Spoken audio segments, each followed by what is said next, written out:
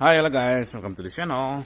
And this video I will show you how to remove easily your tire on your car if you are facing these difficulties and you already remove all the nuts here. We have obviously on any car is 5 or 6 nuts.